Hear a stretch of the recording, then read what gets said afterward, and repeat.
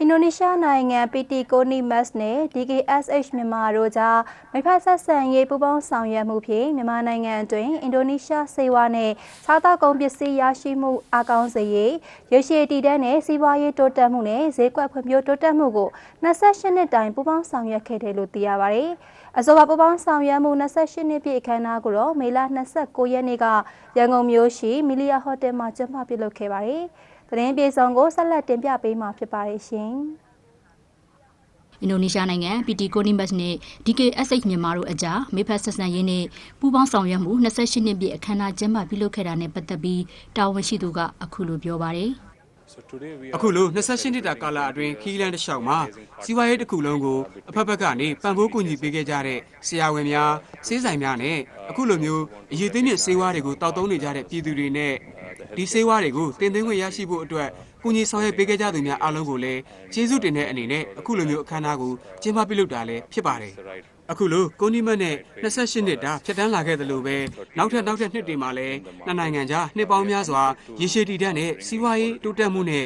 ဈေးကွက်ဖွံ့ဖြိုးတိုးတက်မှုတွေအတွက်ကိုလည်းကျွန်တော်တို့ DKSH မြန်မာအနေနဲ့ဆက်လက်လှုပ်ဆောင်သွားအောင်မှာဖြစ်တယ်လို့ပြောချင်ပါတယ်ခင်ဗျ။ရန်ကုန်မြို့ရှိအင်ဒိုနီးရှားသမ္မတနိုင်ငံတန်ယုံနေနဲ့အင်ဒိုနီးရှားနဲ့မြန်မာနိုင်ငံကြားကုန်သွယ်ရေးယင်းနှိမ့်မြုပ်နှံမှုနဲ့စီးပွားရေးဆောင်ရွက်မှုများကိုပုံမအားကောင်းစေဖို့အတွက်ဆက်လက်ကူညီထောက်ပံ့သွားမှာဖြစ်တယ်လို့သိရပါတယ်။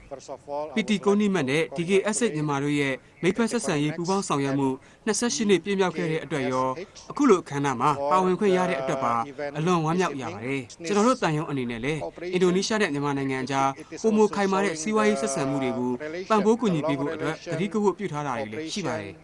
ဒီကနေ့အခမ်းအနားမှာစီးပွားရေးနဲ့ကုသရေးဝန်ကြီးဌာနရန်ကုန်ဌာနဘက်ကဒုတိယညွှန်ကြားရေးမှူးဦးဝင်းမင်းထွန်းတယောက်ချင်းမြင်ခဲ့တဲ့အတွက်လည်းကျေးဇူးတင်ပါတယ်။စီးပွားရေးနဲ့ကုသရေးဝန်ကြီးဌာနရဲ့ပံ့ပိုးမှုနဲ့ပါဝင်ဆောင်ရွက်မှုတွေကအင်ဒိုနီးရှားနဲ့မြန်မာနိုင်ငံအကြားပုံမနီးကပ်ပြီးတော့အပြုသဘောဆောင်တဲ့နိုင်ငံစီးပွားရေးပူးပေါင်းဆောင်ရွက်မှုတွေကိုပုံမခိုင်မာစေဖို့အတွက်အတူတူကြိုးပမ်းအားထုတ်မှုတွေကိုလည်းတွေ့မြင်ရမှာဖြစ်ပါတယ်ကျွန်တော်ကတော့ပီတီကိုနီမတ်အင်ဒိုနီးရှားနိုင်ငံကပါကျွန်တော်တို့ကိုနီမတ်အနေနဲ့လည်းအင်ဒိုနီးရှားနိုင်ငံမှာအရေးသွေးကောင်းမွန်တဲ့ဆေးဝါးတွေဒါမကအခြားထုတ်ကုန်တွေကိုပါကိုနီမတ်ကနေဖြန့်ဖြူးပေးနေတာဖြစ်ပါတယ်မြန်မာနိုင်ငံမှာလည်း DKSH နဲ့ပူးပေါင်းပြီးတော့ဒီ28နှစ်တာကာလအတွင်းမှာဆိုရင်ကိုနီတေးဆေးတွေကိုစတင်ဖြန့်ချီခဲ့တာဖြစ်ပါတယ်အခုနောက်ဆုံးမှာဆိုရင်ပါရာမတ်နဲ့ယေစုဆေးပြားတွေကိုလည်းတင်သွင်းထားပါသေးတယ်ဒီဆေးတွေအားလုံးကဆိုရင်ကျွန်တော်တို့ကိုနီမတ်ရဲ့အရေးသွေးပြည့်ထုတ်ကုန်တွေလည်းဖြစ်ပါတယ်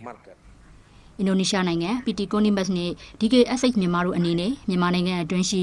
လူနာများနဲ့ပြည်သူများအတွက်လိုအပ်နေတဲ့အသက်ကယ်ဆေးဝါးများနဲ့ကျန်းမာရေးထုတ်ကုန်အသစ်များကိုတရားဝင်လမ်းကြောင်းမှာတဆင့်တင်သွင်းဖြန့်ဖြူးပေးသွားမှာဖြစ်ကြောင်းသိရှိရပါတယ်ရှင်။